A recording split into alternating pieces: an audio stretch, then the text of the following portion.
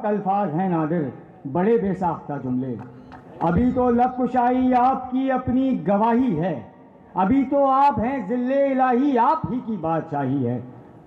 ابھی تو محترم بس آپ ہیں خود اپنی نظروں میں، معظم محتشم القاب ہیں خود اپنی نظروں میں. ابھی تو آپ ہی کہتے ہیں، کتنا خوب کہتے ہیں، جو دل میں آئے کہتے ہیں، جو ہو مطلوب کہتے ہیں.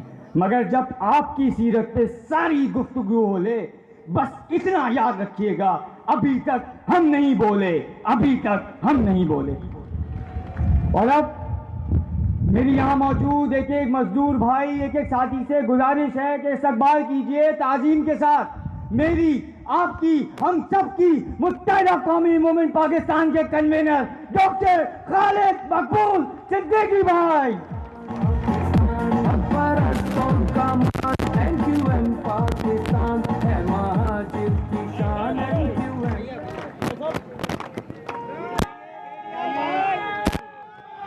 اعوذ باللہ من الشیطان الرجیم، بسم اللہ الرحمن الرحیم. ہوا کے پردے میں کون ہے جو چراغ کی لو سے کھیلتا ہے، جو خلعت انتصاب پہنا کر وقت کی رو سے کھیلتا ہے، حجاب کو رمز نور کہتا ہے اور پرتوں سے کھیلتا ہے. کوئی نہیں، کہیں نہیں، لیکن کوئی تو ہوگا. پھر وہ کون ہے جو لوح آب روا پہ سورج کو سبز کرتا ہے، بادل اچھالتا ہے، بادلوں کو سمندر پہ کشید کرتا ہے، بطن صدف میں خورشید ڈھالتا ہے اور کرن خورشید سے زندگی بانٹتا ہے، جو ہواؤں کو گردش سفر میں رکھتا ہے اور موسموں کے اس کو اثر میں رکھتا ہے،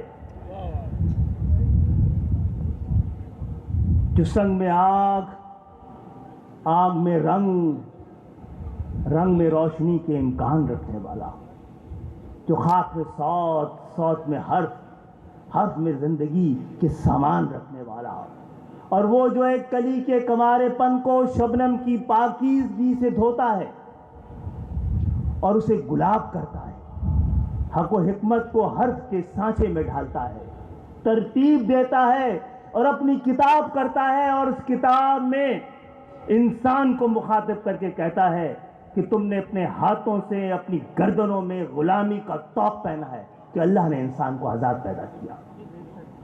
واجب الاحترام بزرگوں، دوستوں، بھائیوں، میرے مزدور ساتھیوں، محنت کشوں، السلام علیکم. کہ ہم ماہ اگست جو کہ ماہ آزادی ہے، اس کے دن آپ کا ایک ملا جلا پروگرام اس یقین کے ساتھ کر رہے ہیں کہ خدا کا وہ پیغام کہ انسان نے غلامی کا طوق اپنے گردن میں اپنی مرضی سے پہنا ہے، کہ اللہ نے انسان کو آزاد پیدا کیا، اور نہ صرف آزاد پیدا کیا بلکہ آزاد رہنے کی قوت اور صلاحیت بھی عطا فرمائی. اور ہم شکر ادا کرتے ہیں اللہ کا کہ ہم اس قوم کے نمائندے، ان کی اولادیں، ان کی میراث ہیں کہ جنہوں نے پورے بر صغیر کو غلامی سے نجات دلائی. ہم خدا کا شکر ادا کرتے ہیں کہ ہمارے اجداد کے قدم و مبارک قدم تھے کہ جب اس دھرتی پہ پڑے ہیں تو یہ ہندوستان سے پاکستان بن گیا ہے.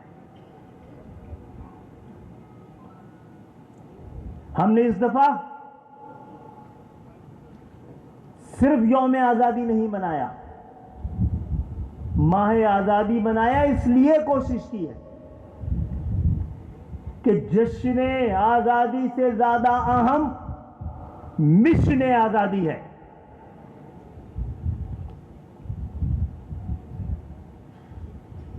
آزادی کا جذبہ تھا، پرکوں کا ارمان نہیں تھا. پاکستان کا ایک مقصد تھا، پاکستان مقصد نہیں تھا.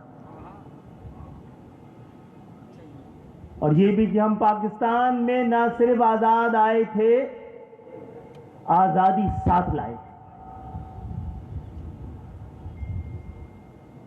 اور اگر ہماری آزادیوں کو مضبوط کرنے کی کوشش کی، محدود کرنے کی کوشش کی، تو ہم ایک حد تک ہی پاکستان کی محبت میں اس کو برداشت کر پائیں گے۔ وہ غلامی جو کہ کائنات کا سب سے بڑا گناہ ہے،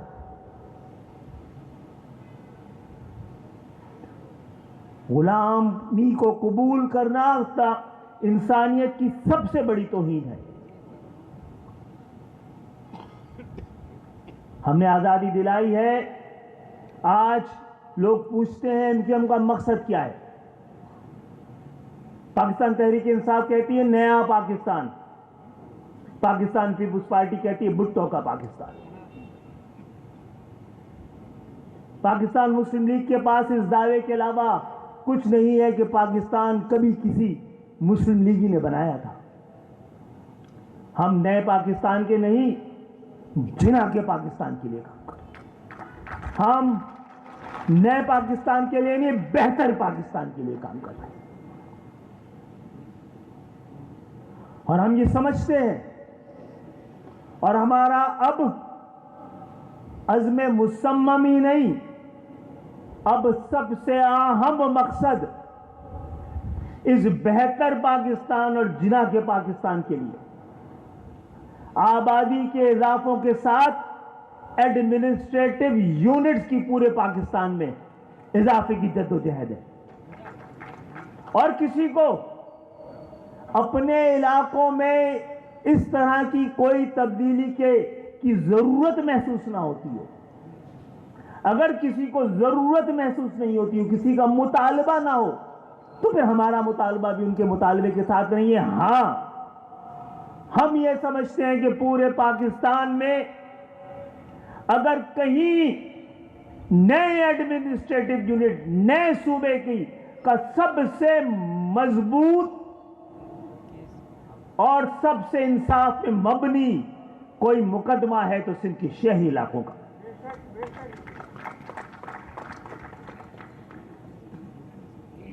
ایک مرحوم مغفور نام نہاد قوم پرست، اللہ ان کو جنت نصیب کرے، جو گورنر بھی رہے، وزیر اعلیٰ بھی رہے، یہاں ہمارے صوبے کے مطالبے پر انہوں نے یہ سوال اٹھایا کہ صوبہ اس کا ہوگا اور ان قوموں کا بننے گا جن کے پاس زمین ہوگی۔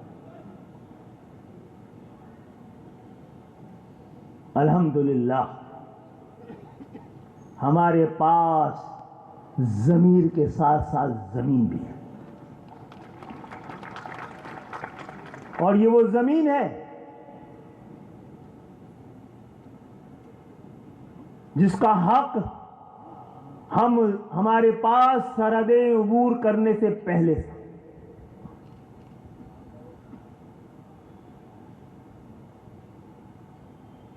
ہم کسی فساد کے نتیجے میں نہیں آئے اس وقت۔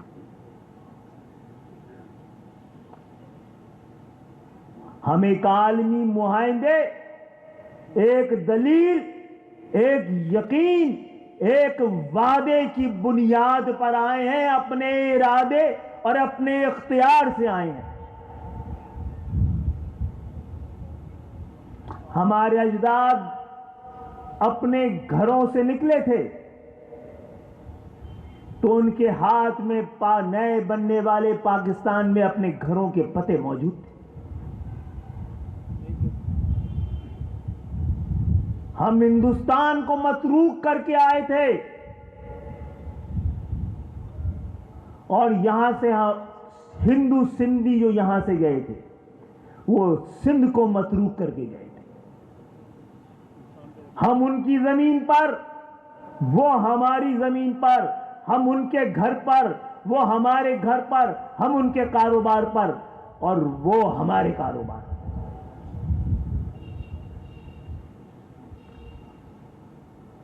سندھ کے پاکستان بنتے وقت 26 میونسپل کمیٹیاں تھیں، 26 میں سے 22 ہندو اکثریتی میونسپل کمیٹیاں تھیں، یعنی کہ 26 شہر تھے، 26 میں سے 22 شہر ہندو اکثریتی شہر تھے۔ الحمدللہ ان تمام 22 شہروں کو ہماری وجہ سے مشرف بالاسلام ہوئے ہیں۔ وہ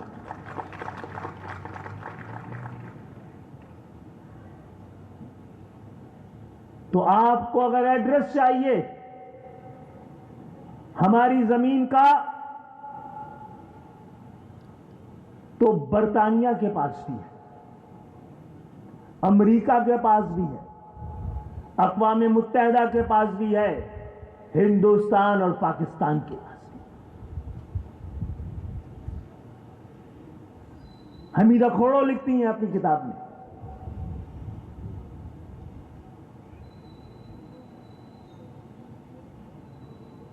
کہ ہندوؤں کے پاس، سندھ میں سندھی ہندوؤں کے پاس 40% زرعی زمین تھی، اور مسلمانوں کی 20% زمین رہن ان کے پاس رکھی تھی۔ کتنے فیصد بنتا ہے؟ سندھ کا 60% ہماری زمین ہے، سندھ کا 60% ہماری زمین ہے۔ جتنے بھی شہر ہیں ان کے 22 شہر ہمارے شہر ہیں۔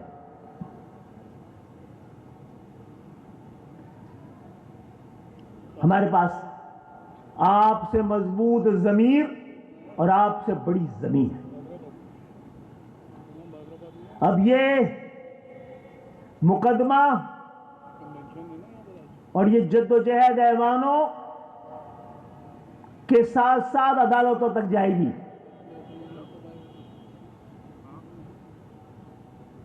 ضرورت پڑی تو عالمی فورمز تک جائے گی، اور آپ نے راستہ نہیں دیا تو پھر سڑک، گلیاں، محلے وہ بات کریں گے، دیواریں رنگ جائیں گی۔ اچھی بات تو یہ ہے ہم نے اس سے آسان راستہ پاکستان کو بتایا ہے۔ یہ آج جو صوبے ہیں انگریزوں نے بنائے تھے، نفرت کے بنیاد پہ بنائے تھے، زبان اور لسان کی بنیاد پہ بنائے تھے، لسانی صوبے۔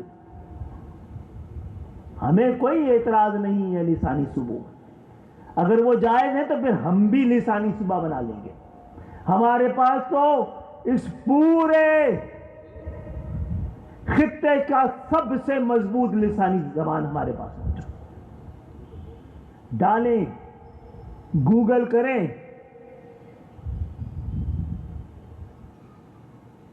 میٹھی زبان کا گوگل کریں، ایک ہی نام آئے گا۔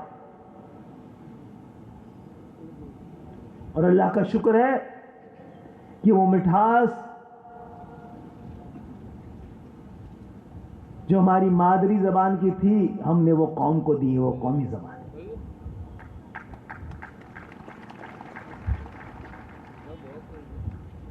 لیکن ہم سمجھتے ہیں کہ ضرورت اس بات کی ہے کہ آبادی کی بنیاد پر پورے پاکستان بھر میں ایڈمنسٹریٹو یونٹ بنائے جائیں۔ اس سے کم پر کسی بات پر بات نہیں ہوگی۔ اگلے مہینے انشاءاللہ تعالی کسی کو شک ہے متروکہ سنگھ پر تو اس پہ کھلی ڈیبیٹ کا آغاز کر رہے ہیں، سیمینار کریں گے، گلی اور محلے میں بات کریں گے۔ ہم سمجھتے ہیں کہ مکالمے کے علاوہ کوئی دوسرا راستہ نہیں ہوتا مہذب قوموں کے درمیان اپنا فیصلہ کرنے کے لیے، اور پاکستان کی حکومت اور ریاست کو بھی پتا کہ وہ سیاسی جماعتیں جن کے جڑیں عوام تک ہوں، ان سے نمٹنے کا واحد ایک طریقہ ہے وہ مکالمہ۔ ہم مکالمے کے لیے تیار ہیں۔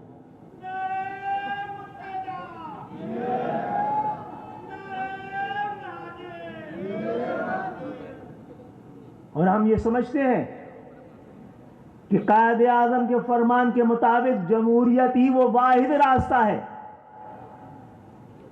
جس پر چل کر پاکستان اپنے مقصد تک پہنچ سکتا ہے۔ پاکستان کے اندر اس وقت جاگیردارانہ نظام نے جمہوریت کا لبادہ اڑا ہوا ہے.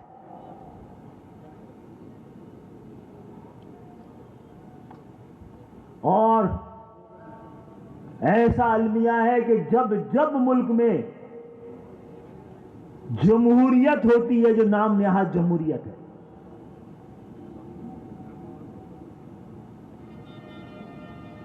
تو بنیادی جمہوریت غائب ہو جاتی ہے، بلدیاتی جمہوریت غائب ہو جاتی ہے، شہری جمہوریت غائب ہو جاتی ہے، ڈسٹرکٹ کی جمہوریت غائب ہو جاتی ہے، گاؤں دیہات کی جمہوریت غائب ہو جاتی ہے، کیونکہ یہ جاگیرداروں کو سوٹ نہیں کرتی.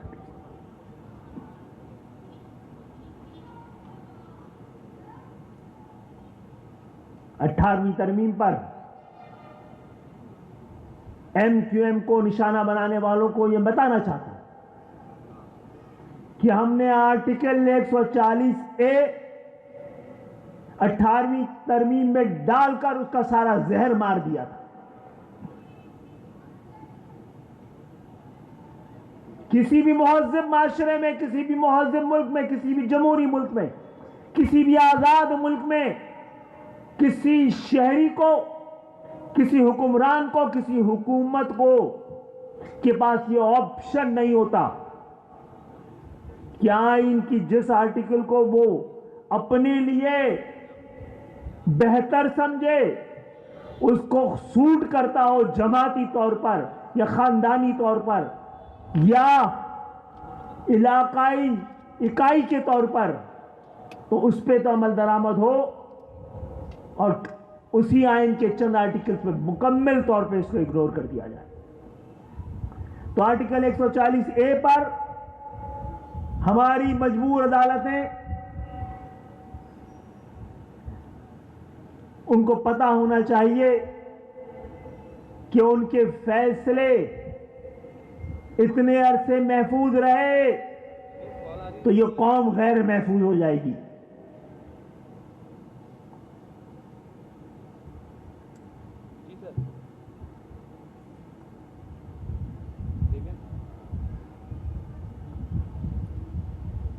اور انشاءاللہ تعالی الحمدللہ ہم پاکستان کی تمام لسانی اکائیوں کو نہ صرف تسلیم کرتے، ان کی تعظیم بھی کرتے، ان کو قبول بھی کرتے. اور ہماری جو لسانی اکائی جو ایک سنت سے جڑی ہوئی ہے، جو جد و جہد سے جڑی ہوئی ہے، جس کی بنیاد پر اسلام کا تقویم کھڑی ہے، اسلام کی تاریخ یکم ہجری سے شروع ہوتی ہے، ہجرت کے پہلے دن سے شروع ہوتی ہے. انشاءاللہ آپ لوگ اگر تیار ہو تو اگلے مہینے کو ماہ ہجرت کے طور پہ ہم منائیں گے، ایام ہجرت منائیں گے. اس میں ہم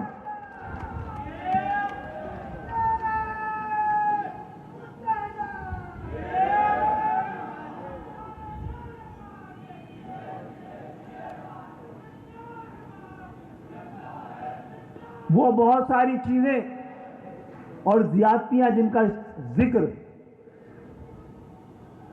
ابھی کنور نوید بھائی نے بھی کیا، اظہار بھائی نے بھی کیا، عامر بھائی نے بھی کیا. ہم نے ان زیادتیوں کے حوالے سے کیا کیا؟ ہم نے مکالمہ بھی کیا، ایوانوں میں بھی رکھا ہے بات، ایوانوں میں بھی سوال اٹھائے ہیں، قانون سازی بھی کی ہے اور عدالتوں تک بھی گئے. آج کی رات حکومت، مملکت اور ریاست یہ بتا دے کہ ایوان سے بھی انصاف نہ ملے اور عدالت سے بھی انصاف نہ ملے تو انصاف مانگنے کے لیے ہمیں پھر کہاں جانا ہوگا؟ آپ راستہ بتائیں گے یا ہم اپنا راستہ خود تلاش کریں؟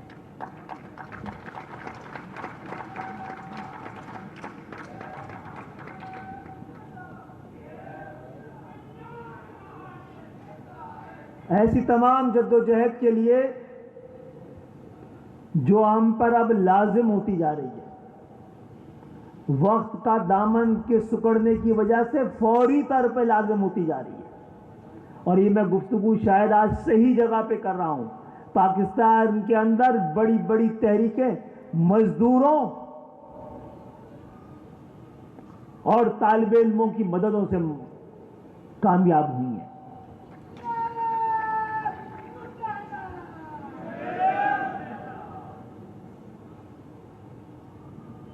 تو آپ سب کو